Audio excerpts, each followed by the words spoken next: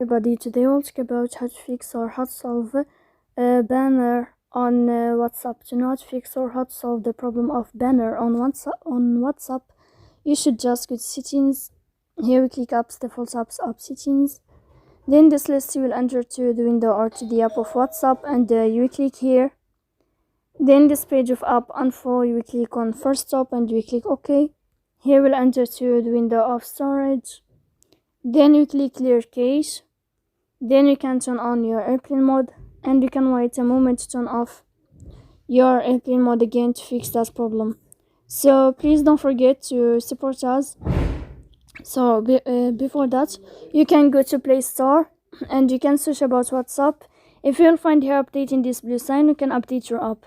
So please don't forget to support us by like and subscribe. See you next time in another video, and thank you for watching.